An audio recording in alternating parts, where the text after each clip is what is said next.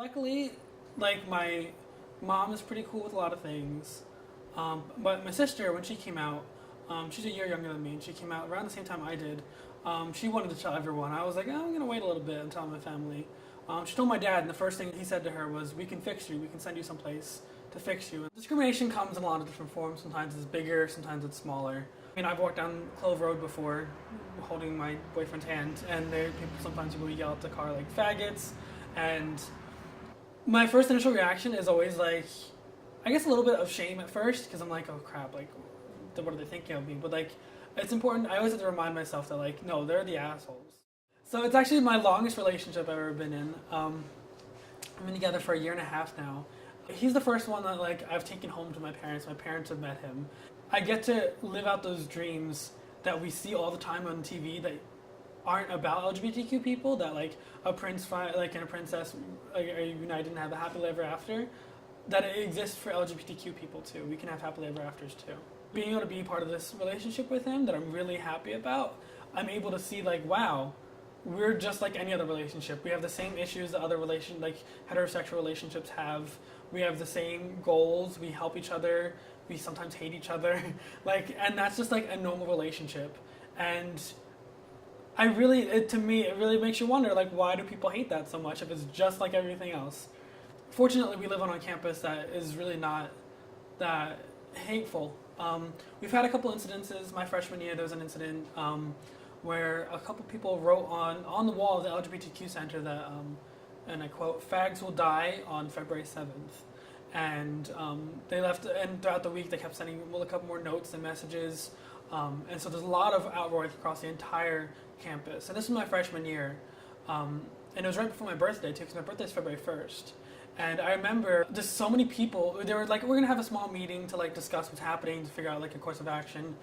And they were going to have it upstairs in one of the rooms in the student center, just a little classroom. Over 100 people showed up, and they had to move to the ballrooms. And even in the ballrooms, so many people, it was so crowded and so packed that they had to stop letting people in, because so many people were there because they were so angry and so upset.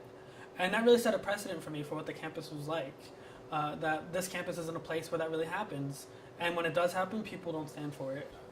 On my orientation day, I remember a girl came, we were talking, we were hanging out, we're still friends to this day actually, and we were asking like what we wanted to get involved with, and she said, oh, I want to do like a theater club. I think they have a theater club.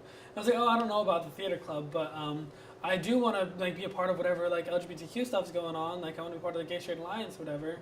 And lo and behold, I did. I've gone to Spectrum's meetings, which is the student organization, and my sophomore year I was officially hired to be part of the LGBTQ center on campus.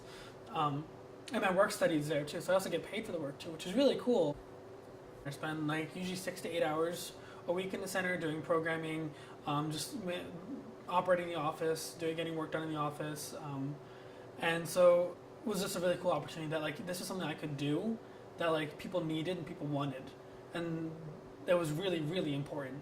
It's so important for that to be there, and the fact that I could be a part of it was really cool for me. We gave a sexual transgender queer center, the Q is part of it. This is like our waiting area. Center for Leadership Development and Campus Connections is what the full title, and so it's like a leadership center. So it's an opportunity for like leaders and for LGBTQ people. These are some posters that we have. This office is Brian Edwards, he's our coordinator.